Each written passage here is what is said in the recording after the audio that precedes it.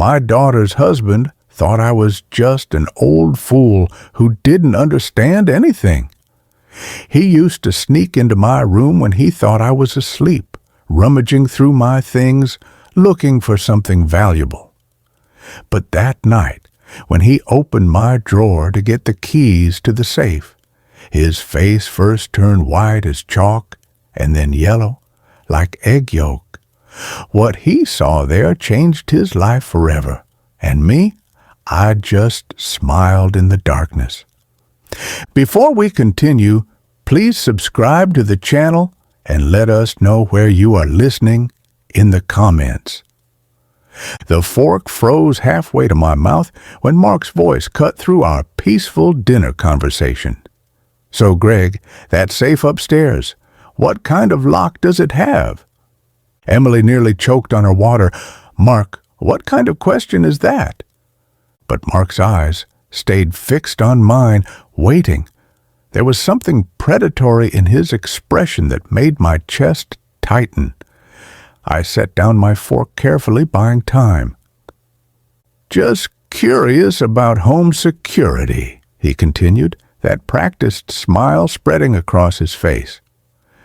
You know, with all the break-ins in the area lately. What break-ins? I asked. I'd lived in this neighborhood for 15 years.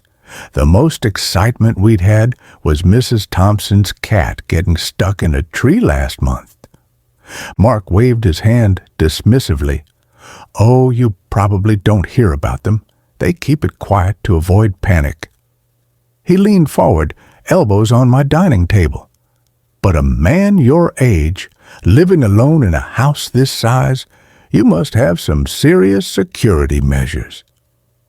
Emily shifted uncomfortably. Dad's always been careful about locking up. Right. But what about insurance? Mark's voice grew more insistent. I mean, if something happened to you, God forbid, Emily would need to know where everything important is kept, wouldn't she? The room felt smaller suddenly.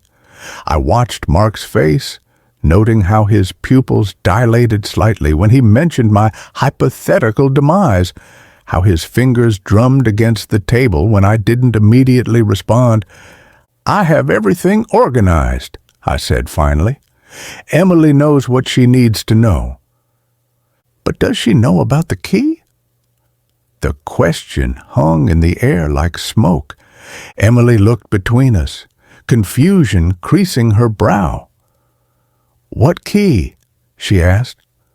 Mark's smile widened. The one in your dad's bedroom drawer. The one that... How do you know about any key in my bedroom?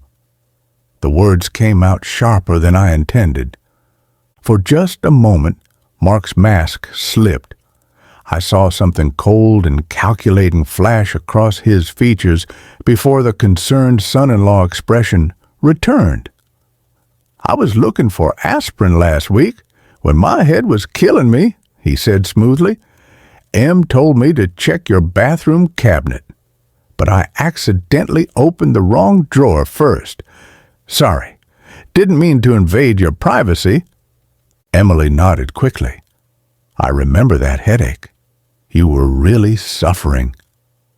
But I remembered that day, too. Mark had been upstairs for nearly 30 minutes, claiming stomach troubles after dinner, long enough to do more than search randomly for aspirin. The aspirin's in the medicine cabinet, I said quietly. Always has been. Mark's jaw tightened almost imperceptibly.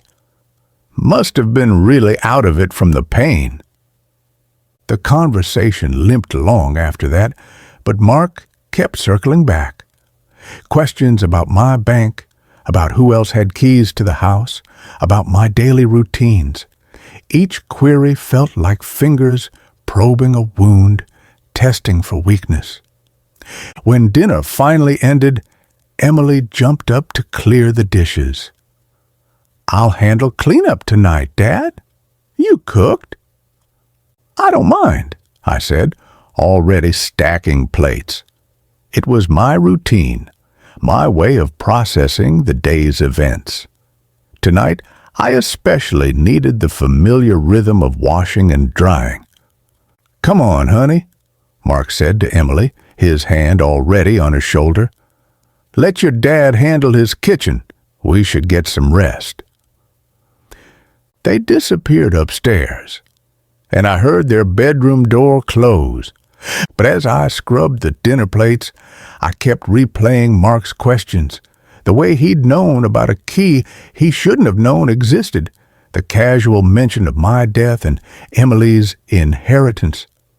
My hands moved automatically, wash, rinse, dry, while my mind cataloged every red flag I'd ignored over the past 3 weeks. Mark's unemployment story that never quite added up, his constant interest in my financial situation, the way he studied my house like he was memorizing blueprints. I finished the last glass and hung the dish towel on its hook.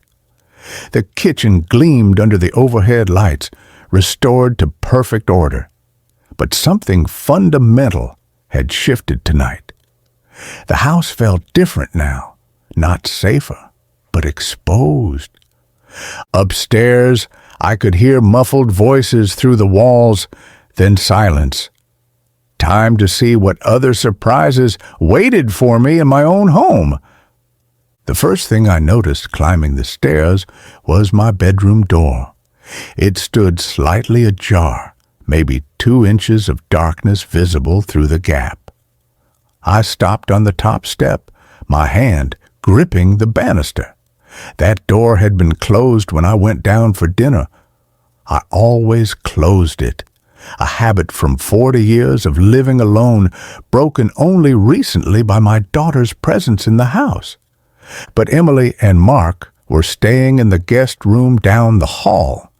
There was no reason for anyone to be in my bedroom. I stood there for 30 seconds, listening.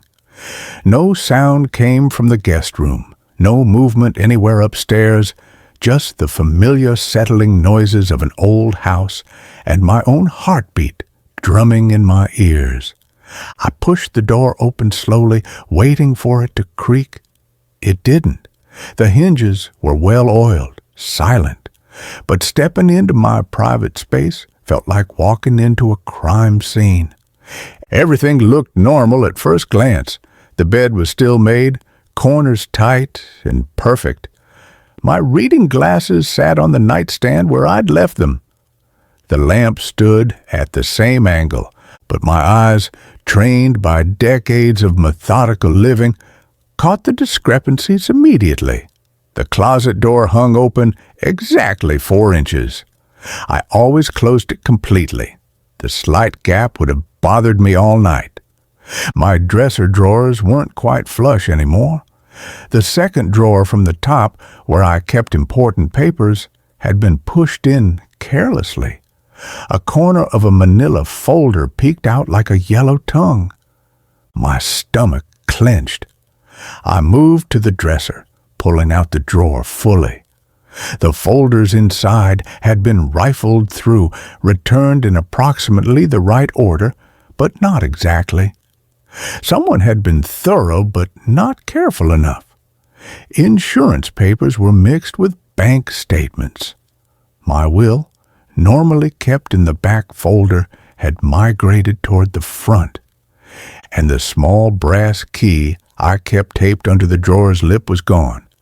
I checked twice, running my fingers along the wooden surface where the tape had been. Nothing. The key that opened my safe, the safe Mark had asked about so casually at dinner, had been discovered and taken. My hand started shaking, not from fear, but from rage. This wasn't random. This wasn't opportunistic. Someone had entered my private sanctuary and systematically violated it, searching for specific items. Someone who knew exactly what to look for and where to find it. I moved to the safe, a small but sturdy model bolted inside my walk-in closet. The digital lock still worked, but that didn't matter anymore. Mark had the key to the manual override. Standing in my closet, surrounded by decades of accumulated possessions, I felt utterly exposed. How long had he been planning this? How many times had he been in here while Emily and I were downstairs, cataloging my belongings like items in a store? The violation went deeper than theft. This was personal, intimate. Someone had touched my private papers, had seen my financial records, had handled things meant for no one but me. The careful boundaries I'd built around my life had been crossed with surgical precision. But Mark had made one crucial mistake. He'd assumed I wouldn't notice, that I was just another oblivious old man, too trusting and too tired to pay attention to details. He was wrong. I closed the dresser drawer carefully, leaving everything exactly as I'd found it. If Mark thought he was operating in secret, I needed him to keep believing that. Let him think his intrusion had gone undetected. Let him proceed with whatever plan he was hatching. Because now I knew what I was dealing with.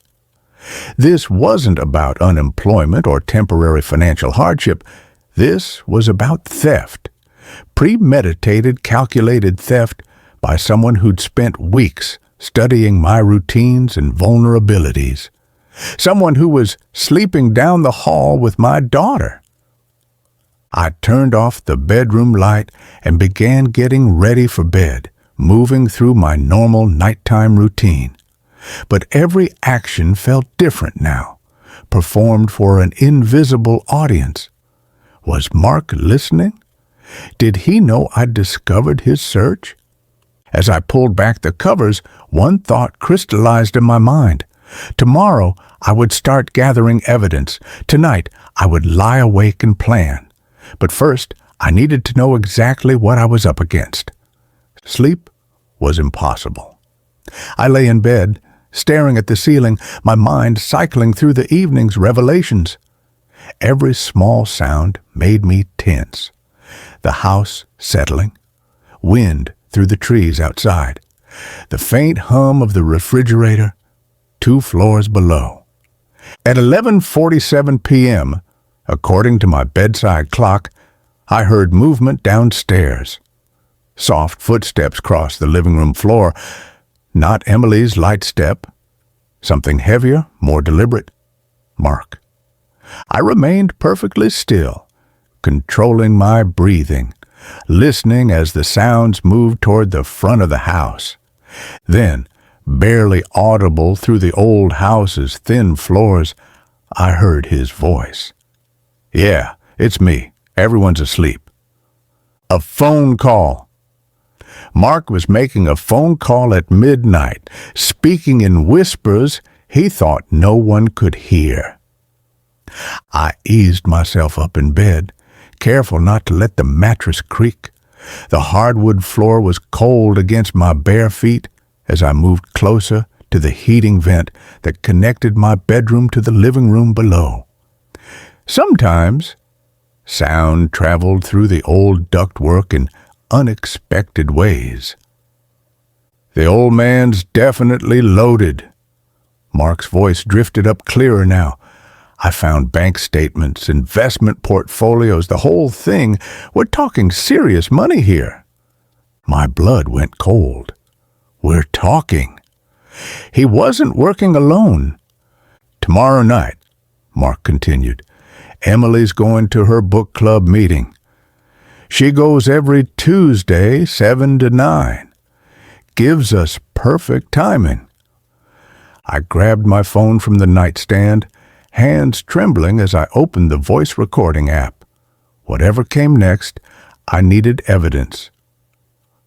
"I already have the safe key," Mark was saying. "Grabbed it earlier today while they were having dinner. The old fool keeps everything important in there. Cash, jewelry, probably more bank information. The bastard!" I pressed record, just as his voice became more animated, more confident. "Look, I know you're worried about the timeline, But my gambling debts aren't going away. Those guys aren't exactly patient, if you know what I mean. This has to happen now. Gambling debts. That explained everything. The desperation, the calculated approach, the willingness to betray my daughter's trust. Mark wasn't just an opportunistic thief. He was a desperate man backed into a corner by his own stupidity. Greg's just some lonely old widower. Mark's voice carried a sneer now. He has no idea what's coming.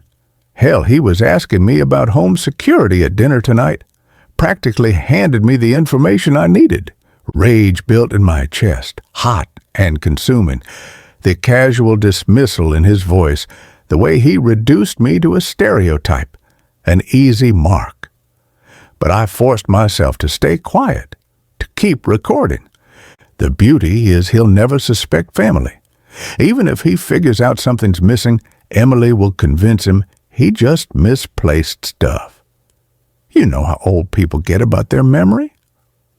Old people. I was 66, not 96. My memory was sharp enough to remember every word of this conversation. Trust me, by Thursday, we'll be clear. I'll tell Emily we got a job offer in another state. Something urgent. We'll be gone before the old man knows what hit him. Mark was silent for a moment, listening to whoever was on the other end. Then he laughed, a sound that made my skin crawl. Yeah, well, maybe he should have been more careful about who he let into his house. Life lesson, right? The call ended. I heard Mark moving around downstairs for another minute, probably checking locks or windows, then his footsteps on the stairs, careful and quiet. I quickly stopped the recording and slipped my phone under my pillow. The bedroom door was still slightly ajar from his earlier search. I hadn't dared fix it and reveal that I'd noticed. Through the gap, I watched his shadow pass in the hallway. The guest room door opened and closed softly. For a long time after that, I lay in the darkness, processing what I'd learned. Mark had gambling debt serious enough to involve dangerous people. He had an accomplice. He planned to rob me tomorrow night during Emily's book club meeting, and he intended to disappear immediately afterward, taking my daughter with him into whatever mess he'd created. The violation of my bedroom suddenly seemed small compared to this larger betrayal. Mark wasn't just stealing from me. He was using Emily as cover, manipulating her love and trust to set up his crime. But he'd made a critical error. He'd assumed I was helpless, clueless, just another easy target. He had no idea that I'd spent 30 years as an insurance investigator before retirement, or that I'd dealt with plenty of desperate people trying to outsmart the system. Mark wanted to play games with an old man. Fine, let's see how smart he really was. Lying there in the dark with Mark's recorded confession on my phone, I found myself thinking back to how this all started. 3 weeks ago, when Emily's desperate call had shattered my quiet Tuesday morning. I'd been reading the newspaper, coffee growing cold beside me, when my phone rang. Emily's name on the screen always made me smile, but her voice that day was different, strained, frightened. "Dad, I know it's early," she'd paused, and I could hear her struggling not to cry. "Mark lost his job last month. We've been trying to manage, but we're behind on the mortgage." "And how far behind?" I'd asked immediately, already reaching for my checkbook. 3 months. Dad, I hate to ask, but could we maybe stay with you for a while? Just until Mark finds something new." The relief in her voice when I said yes had been heartbreaking. My little girl, 32 years old and too proud to ask for help, until she had no choice. Of course she could come home. Of course I'd help. But even then, something had nagged at me about Mark's situation. He'd worked for the same company for 8 years, Emily had said. Good employee reviews. The layoffs had been sudden, unexpected. Yet, when I'd asked Emily for details, her answers were vague. Mark handled the finances, she explained. He was managing the job search. She trusted him to figure it out. I should have pressed harder, should have asked more questions. 3 days later, they'd arrived with a U-Haul truck and too many boxes for a temporary stay. Emily had hugged me tight on the doorstep, tears in her eyes, whispering thank you over and over. But Mark had been different, cooler, his handshake firm but brief, his eyes already scanning my house with an intensity that should have alarmed me. "Nice place, Greg," he'd said, walking through my living room like he was appraising it. Must be worth quite a bit in today's market. At the time, I'd chalked it up to natural curiosity. Now I realized he'd been calculating, evaluating, planning. During their first week, I'd tried to make them comfortable, cleared space in the guest closet, adjusted my routines to accommodate 3 people instead of 1. Emily had settled in easily. She knew the house, knew my habits. But Mark had asked endless questions about my neighborhood watch schedule, which neighbors were home during the day, my banking habits, my shopping routines, whether I kept cash in the house. All perfectly innocent questions from someone trying to adjust to a new living situation. Except they weren't innocent at all. I remembered the morning he'd offered to drive me to the bank. "Save you a trip," he'd said. "I need to update my address with unemployment anyway."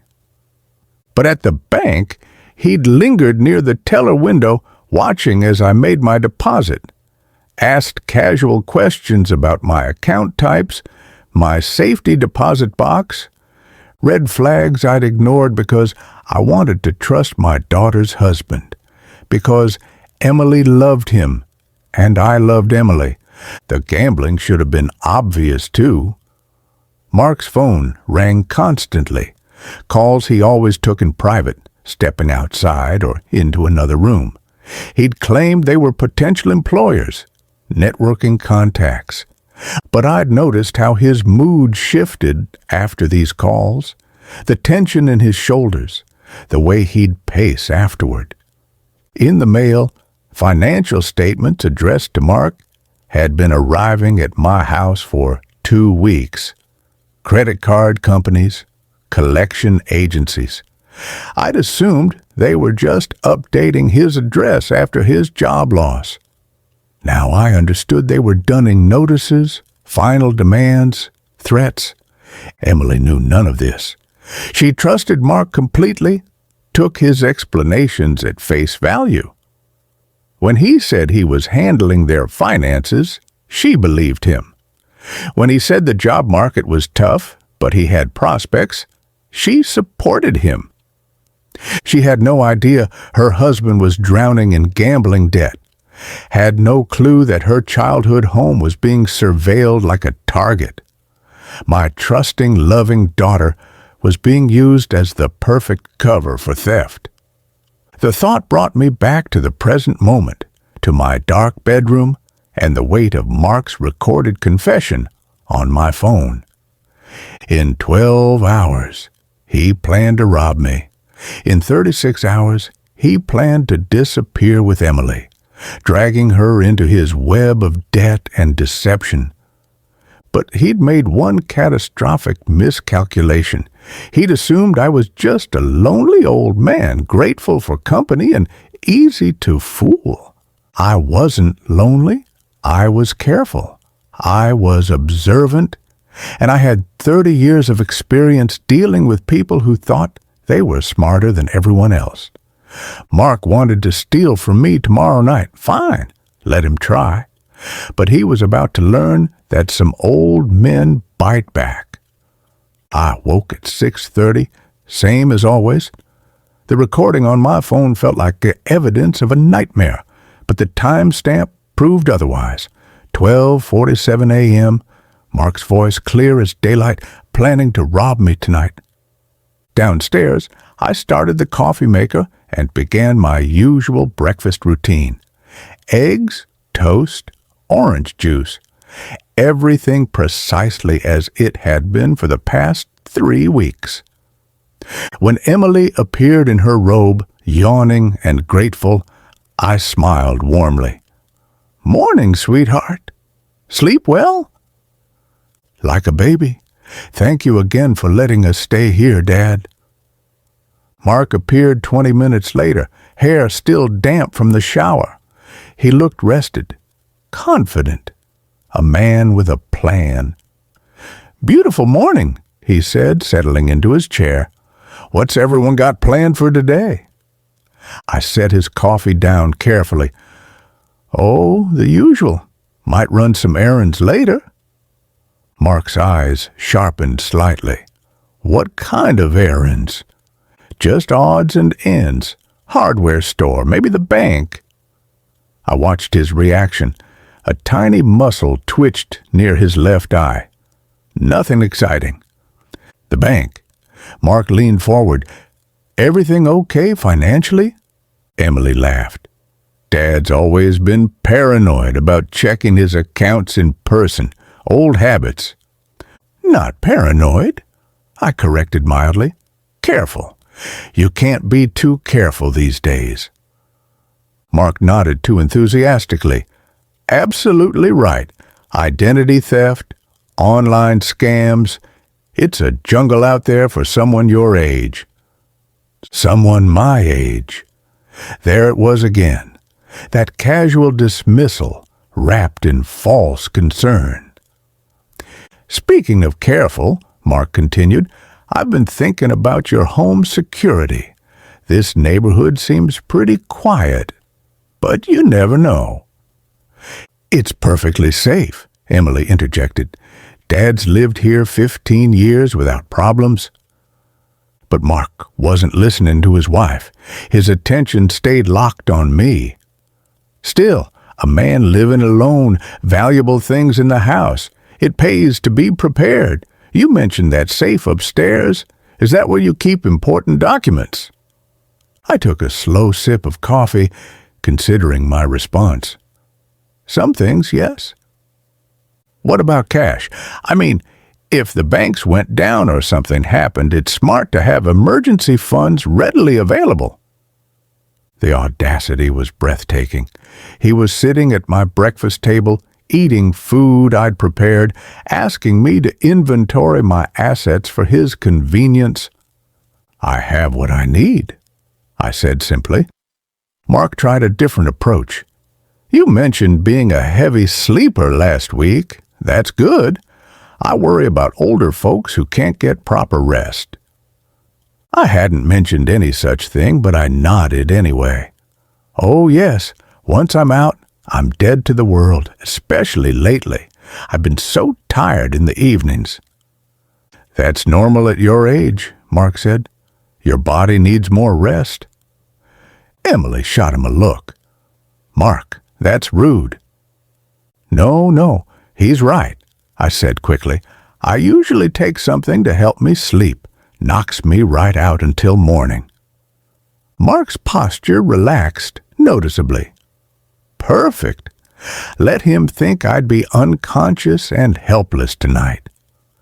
"Well, I should let you folks plan your day," I said, standing to clear the dishes.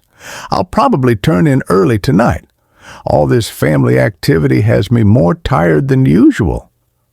"That sounds perfect, Dad," Emily said. "You deserve rest." Mark helped carry plates to the kitchen, and I caught him glancing toward the stairs, toward my bedroom, calculating, planning.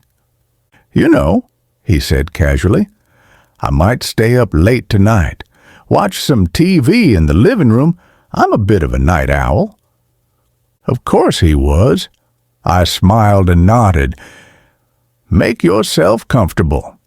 The remote's on the coffee table.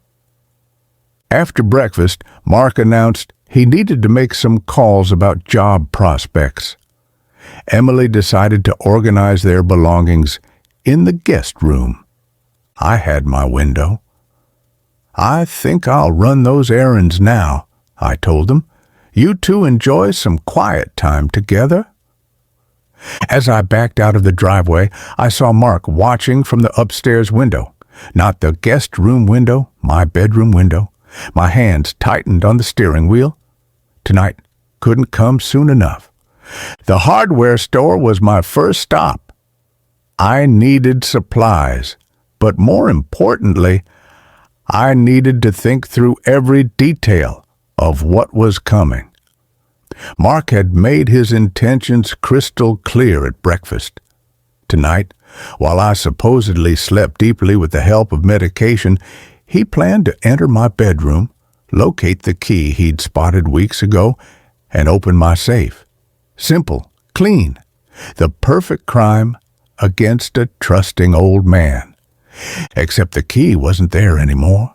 I'd moved it at 5 a.m. after lying awake since Mark's phone call. The small brass key now sat safely in my kitchen junk drawer, buried beneath rubber bands and twist ties. Mark could search my bedroom dresser until his fingers bled. He'd find nothing. But that wasn't enough. I wanted him caught red-handed, humiliated, exposed for exactly what he was. I wanted evidence so clear that even Emily couldn't deny her husband's true nature.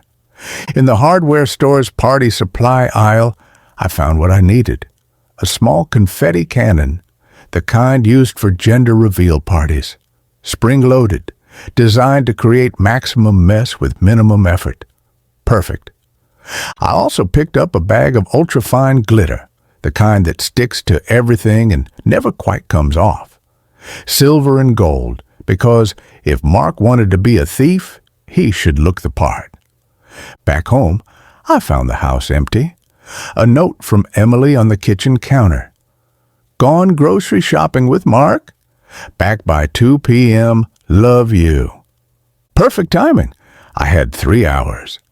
In my basement workshop, I carefully dismantled the confetti cannon. The mechanism was beautifully simple. A spring-loaded plunger that would trigger when sufficient pressure was applied. I replaced the harmless paper confetti with my glitter mixture, adding just enough to coat someone thoroughly without causing injury. The tricky part was calibration. I needed the device to trigger when Mark opened my dresser drawer and reached inside, but not from casual contact. After several tests with a wooden spoon, I found the right sensitivity. Installation required precision. I placed the modified cannon inside my dresser drawer, positioning it so the trigger would activate when someone reached toward the back, exactly where the key had been hidden. To anyone glancing inside, it would look like normal drawer contents. A few old photos, some buttons, miscellaneous items. But reach in with purpose, search with intent, and surprise! I tested the setup 3 times, using a ruler to simulate Mark's searching motion. Each test triggered perfectly, sending a cloud of glitter exactly where an intruder's face and hands would be. The device reset easily, ready for its real performance. Next came the key placement deception. I positioned a dummy key in plain sight near the front of the drawer, an old luggage key that looked similar enough to fool someone in a hurry. Mark would spot it immediately, reach for it confidently, and trigger my surprise. The beauty was in the psychology. Mark expected stealth, silence, success. He'd budgeted for a quick, quiet theft. He hadn't planned for a glitter explosion that would mark him as clearly as a die pack marks bank robbers. By 1:45 p.m., everything was in place. The drawer looked innocent and normal. The trap was armed and ready, Mark would walk into my bedroom tonight expecting to find a helpless victim. Instead, he'd find 24-karat justice. I heard car doors slamming in the driveway, Emily and Mark returning from their shopping trip, probably feeling domestic and normal. Mark had no idea his crime scene had become a trap. I closed the dresser drawer gently and headed downstairs to greet them, wearing my best grandfatherly smile. Tonight was going to be very interesting.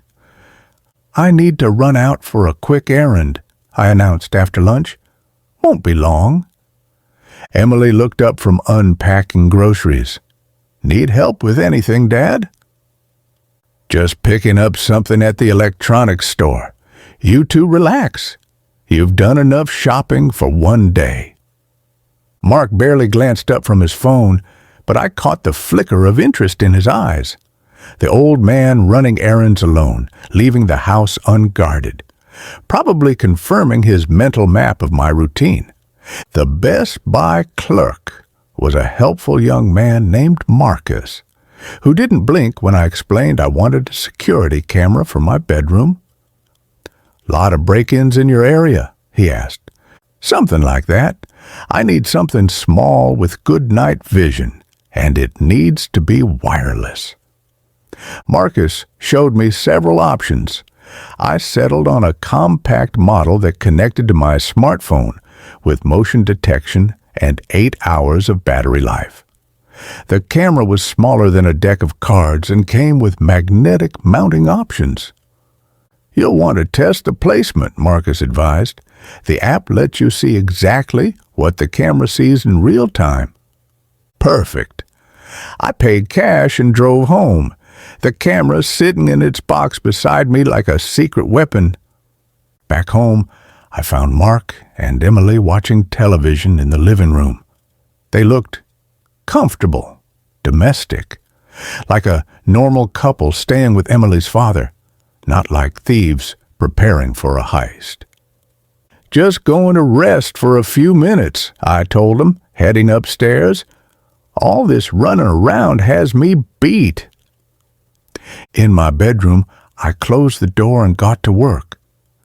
The camera needed to capture Mark's approach to the dresser, his reaction to opening the drawer, and the glitter explosion that would follow, but it also needed to remain completely hidden. I tested several positions using the smartphone app. On top of my bookshelf, the angle was wrong. Behind my lamp, too obvious. Finally, I found the perfect spot. Nestled between books on my nightstand, angled to capture both the dresser and the center of the room. The magnetic mount held perfectly, and the camera's black casing blended with the book spines. Unless someone was specifically looking for surveillance equipment, it was invisible. I spent 20 minutes adjusting the angle through the app, ensuring optimal coverage.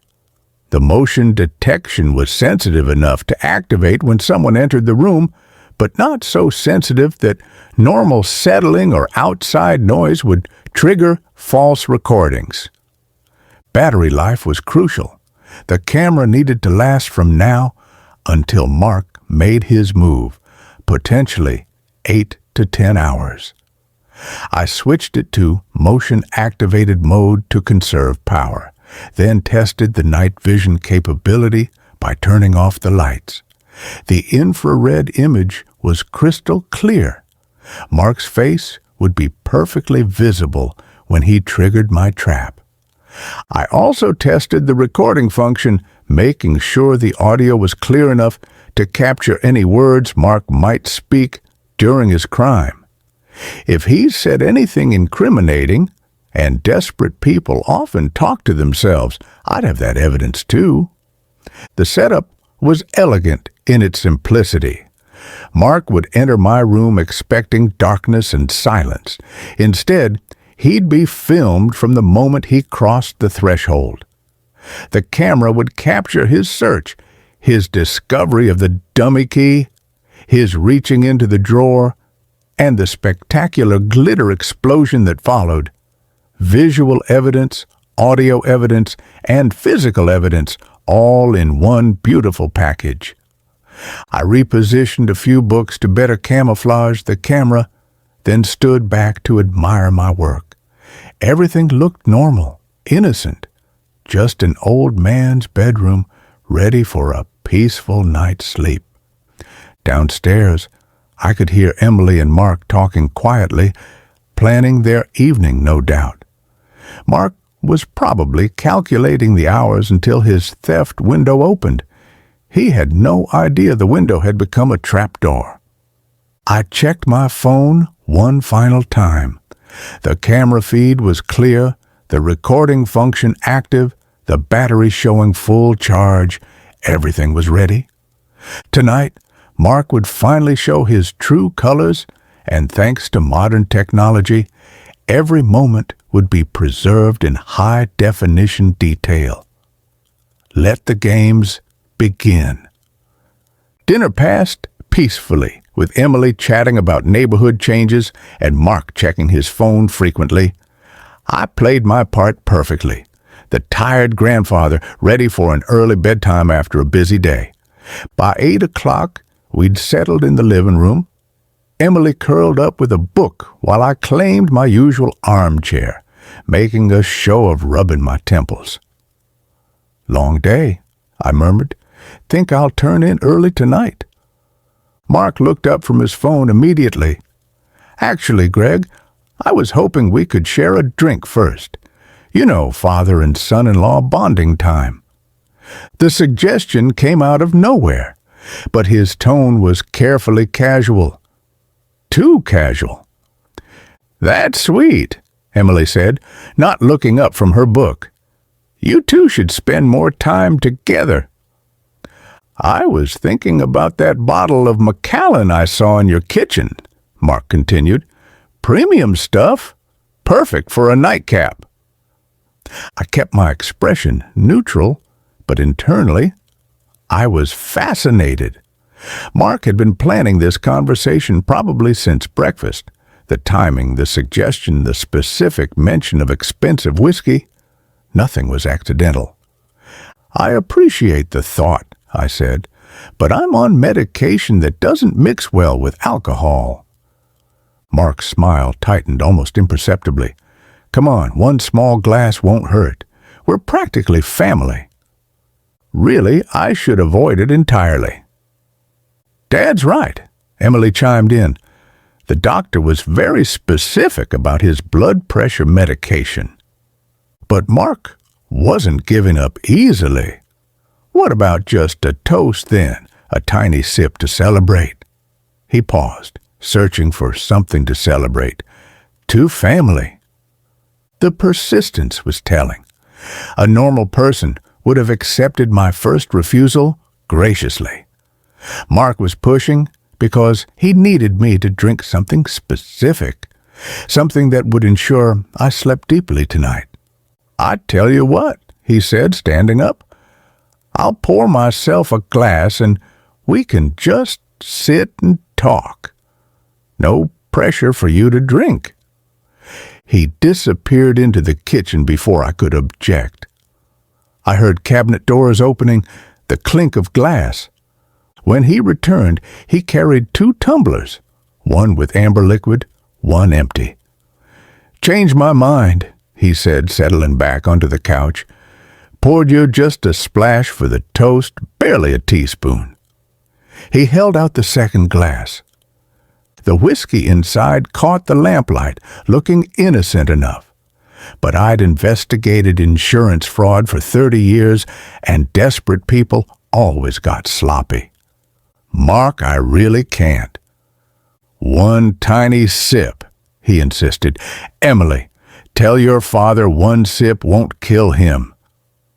Emily looked between us, sensing tension she couldn't identify.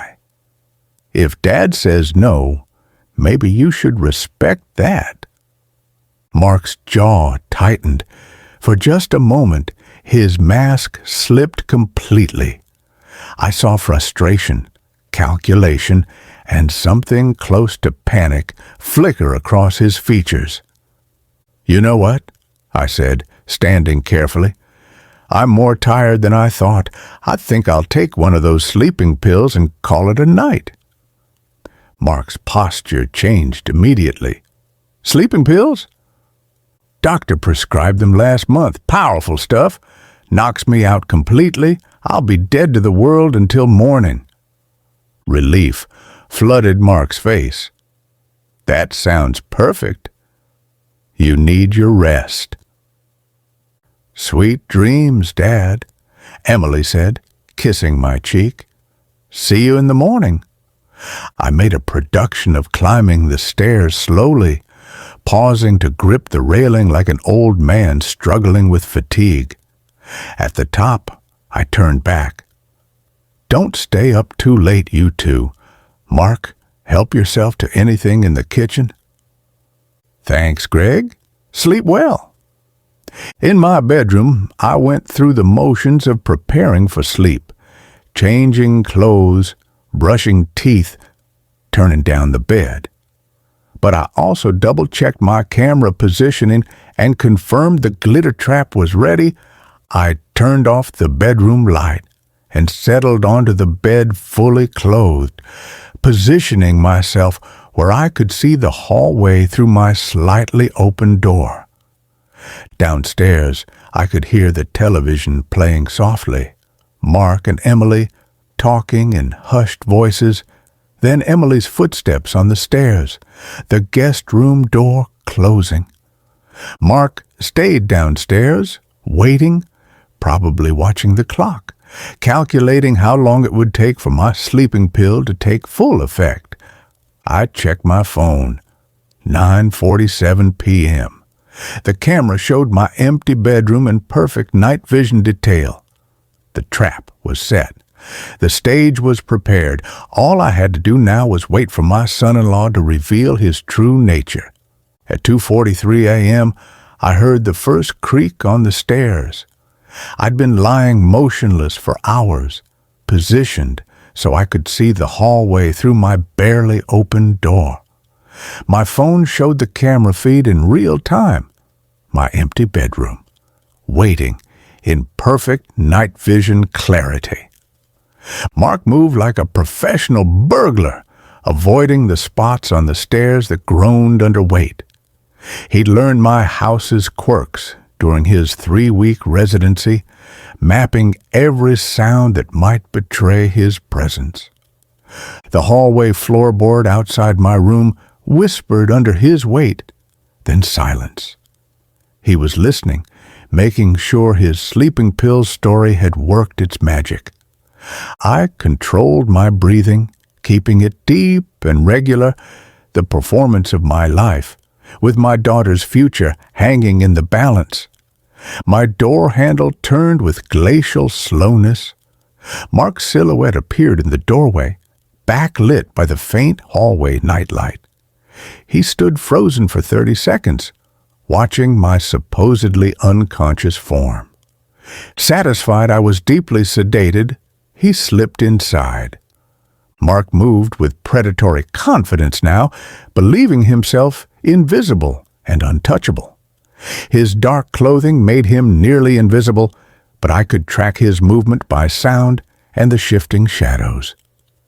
He approached my dresser with the certainty of a man who'd planned every step. 3 weeks of reconnaissance had taught him exactly where to find what he needed, the key that would unlock my safe, my security, my life savings. I watched him position himself directly in front of the dresser. His hands reached for the second drawer, the one containing my hidden key, and his spectacular surprise. The drawer slid open smoothly. For a split second, Mark's posture radiated triumph. He'd found his target, reached inside confidently, fingers seeking the brass key that would solve all his problems. Then my confetti bomb exploded. Boom! The sound was magnificent, like a party favor crossed with a small cannon. Silver and gold glitter erupted in a glorious cloud, coating Mark from head to toe in sparkling confetti.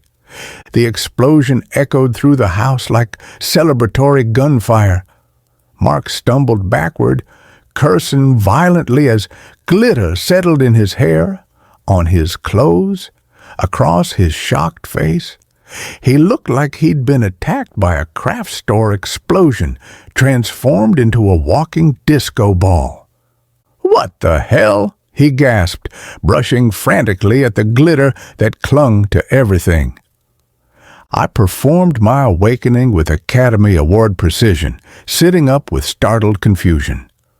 "What on earth?" I called out, reaching for my bedside lamp. "What was that noise?" Light flooded the room, revealing Mark in all his glittering glory. He stood frozen beside my dresser, covered head to toe in festive confetti, holding the dummy key I'd placed as bait. "Mark." I blinked with theatrical bewilderment. "What are you doing in my bedroom?" He opened his mouth, closed it, opened it again. Glitter fell from his hair like holiday snow. I heard a noise," he stammered. "Thought someone might be breaking in." "Breaking in?" I glanced around my room with apparent confusion. "And you ended up sparkling?" Mark looked down at himself, finally grasping the full extent of his transformation. He resembled a rejected Christmas ornament, silver and gold glitter clinging to every surface. "There was some kind of trap," he said weakly. "Trap?" I tilted my head innocently. "In my bedroom?" From down the hall came the sound of feet hitting the floor. Emily, awakened by the explosion, was coming to investigate. Mark's eyes widened with panic. "How do you explain being covered in craft supplies while robbing your father-in-law at 3 a.m.? "Greg, what's happening?" Emily's voice carried worry and growing alertness. Mark opened his mouth desperately, but no believable explanation emerged. He was caught literally red-handed, or rather glitter-handed, in the act of betraying our family.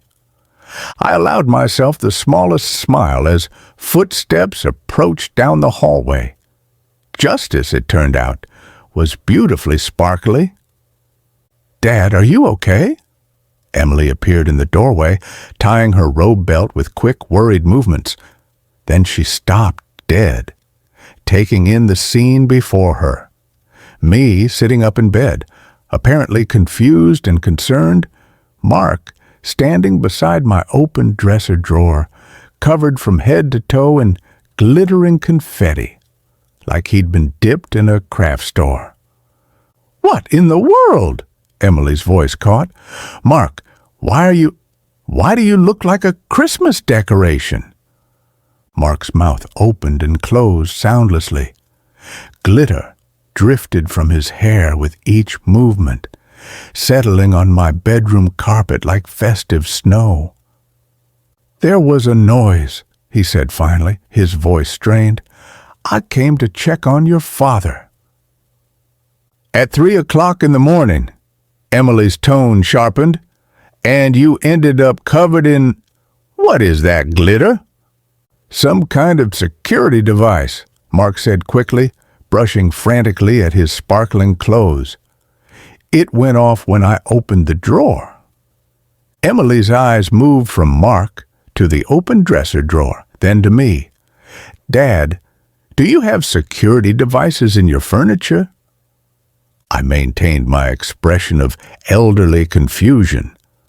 "Not that I know of, sweetheart. I was sound asleep until that explosion woke me up." "Then why were you in his dresser drawer, Mark?" Emily's voice carried a new edge I'd never heard before, protective, suspicious. Mark's story began crumbling in real time. "I was looking for something to help you sleep. You were tossing and turning, and I thought Greg might have some extra sleep aids." "Sleep aids?" Emily's eyebrows lifted. "In his bedroom dresser?" "I thought maybe." Mark gestured weakly at the drawer, sending more glitter cascading to the floor. "Mark," I said gently, "my medications are in the bathroom cabinet. They always have been." The silence that followed felt heavy with implications. Emily looked between us, her expression shifting from confusion to something harder. "So let me understand this," she said slowly. "You left our bed at 3 a.m., came into my father's bedroom while he was sleeping, and opened his private dresser drawer looking for medicine you knew wasn't there." "It's not like that." "Then what is it like?" Emily's voice rose slightly. "Because from where I'm standing, it looks like my husband was going through my father's personal belongings in the middle of the night." Mark's desperation grew more visible. "Emily, you have to understand. I was just trying to help." "Help with what exactly?" I interjected mildly. "What were you hoping to find in that drawer?" Mark's eyes darted between us. The question hung in the air like an accusation. He swallowed hard.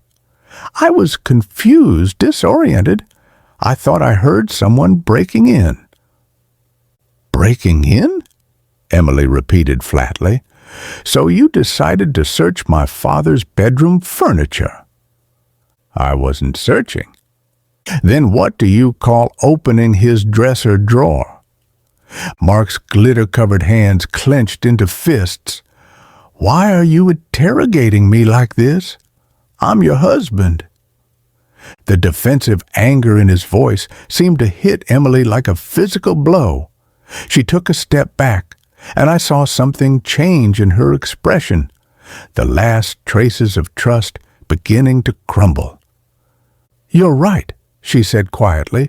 "You are my husband, which is why I'm asking you to explain why you're standing in my father's bedroom at 3 a.m., covered in craft supplies, with your hand in his private drawer."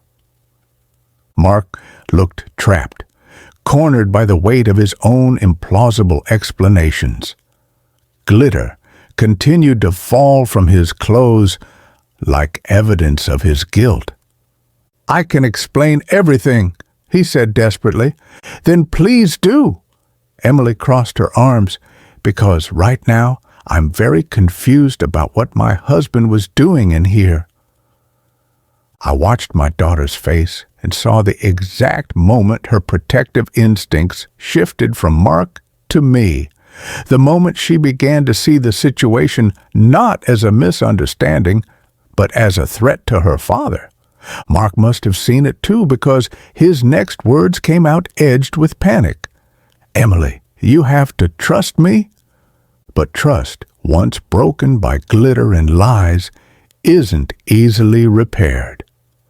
Emily's eyes stayed fixed on Mark, and I could see her mental wheels turning, processing, analyzing, drawing conclusions that her heart didn't want to accept.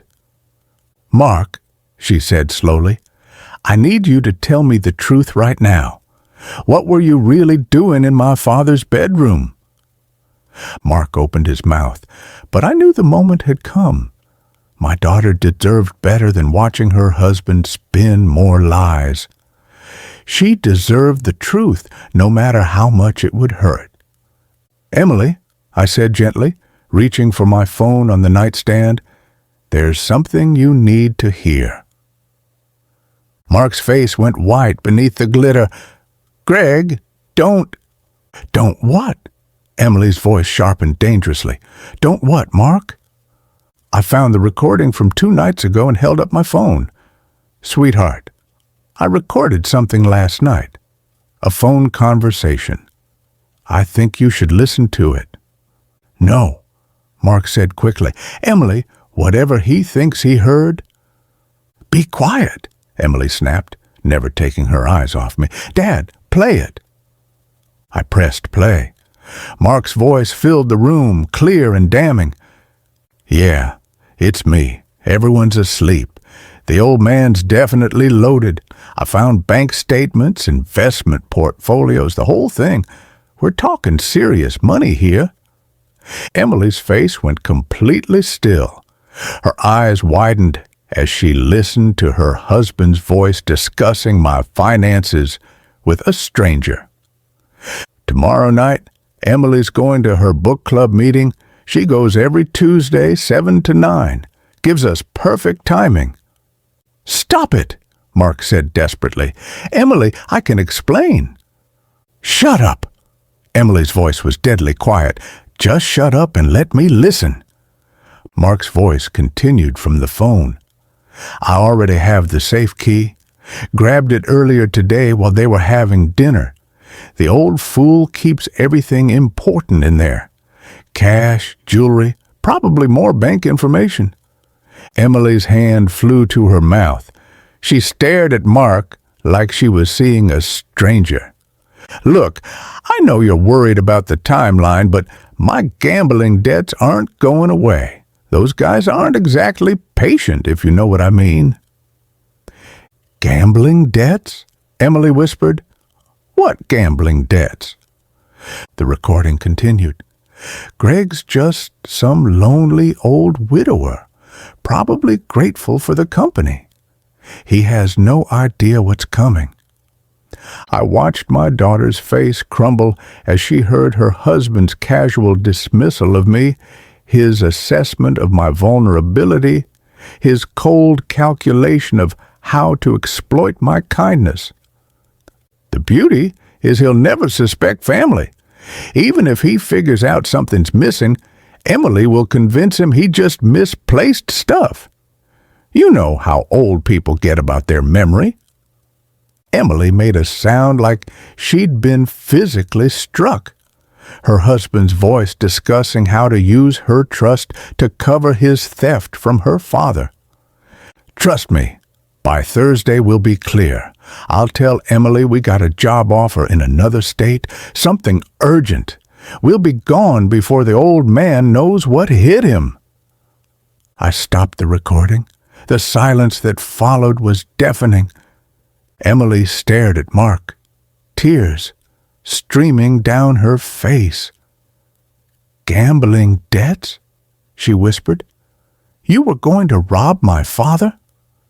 "Em, listen to me. You called him a lonely old fool." Her voice broke. "You were going to steal from him and then disappear, taking me with you as your cover story." Mark tried to step toward her, but she backed away like he was dangerous. "How much?" she demanded. "How much do you owe?" "It doesn't matter." "How much?" Mark's shoulders sagged. 47,000. Emily's legs seemed to give out. She sank against the doorframe, staring at the man she'd married. "You've been lying to me for months," she said, "about everything. The job loss, our finances, why we really needed to stay here. I was trying to protect you." "By planning to rob my father?" Emily's voice rose to a shout. "By using me as your alibi while you destroyed the man who raised me?" Mark tried once more. "Emily, we can work this out." "No." Emily straightened, and I saw steel enter her spine. "No, we can't. You planned to victimize my father. You called him names. You were going to let me believe he was losing his memory while you stole from him." She looked at Mark with disgust. "Get out. Emily, get out of my father's house now." For the first time since I'd known him, Mark had nothing to say. He stood there for another 10 seconds, glitter still falling from his hair like tarnished snow. Then something in Emily's expression, pure protective fury, finally convinced him that his marriage was over. "This isn't finished," he said, his voice turning ugly. Half of everything we own is mine. I'll get my share." "You mean half of our debt?" Emily's voice was ice cold. "Because that's all we have, Mark. Debt. Gambling debt that I knew nothing about. I'll fight you in court." "With what money?" Emily stepped closer to him, and I was proud to see she wasn't backing down. "You just admitted you owe $47,000 to dangerous people. What exactly are you going to fight me with?" Mark's bravado crumbled. He looked at me with something approaching hatred. "This is your fault, old man. You turned her against me." "No," Emily said firmly. "You did that yourself. When you decided to plan a robbery instead of asking for help, when you called my father names, when you lied to me for months." Mark tried one last desperate approach. "Emily, we're married. We took vows. You broke those vows when you planned to commit a felony against my family." Emily pointed toward the door. "Get your things and get out now." I watched Mark realize that his con was truly over. No more manipulation, no more lies, no more playing the victim. Emily had heard his own words condemn him. He left the room without another word, tracking glitter through my house like a trail of evidence. We could hear him in the guest room, throwing clothes into bags with bitter violence. Emily sank into my bedside chair, looking exhausted. "Dad, I'm so sorry," she whispered. "I brought him into your home. I put you in danger." "Sweetheart, you couldn't have known." "I should have seen the signs, the phone calls, the way he asked questions about your money." She looked up at me with tear-filled eyes. "How long have you known?" "Since the night before last. I heard that phone call and knew I had to protect both of us." Emily managed a weak smile. "The glitter bomb was genius." "I wanted him caught red-handed, or should I say glitter-handed." That earned me a genuine laugh, even through her tears. Mark reappeared in the doorway with 2 hastily packed bags, still sparkling like a defeated party favor. "Leave your key on the kitchen counter," Emily said without looking at him. "Don't contact me. My lawyer will contact yours." Mark opened his mouth to argue, then seemed to realize the futility. He walked away, and a minute later, we heard the front door slam. Emily and I sat in silence for a few moments, listening to Mark's car start and drive away into the night. "Can I stay here?" Emily asked quietly. "Just until I figure things out."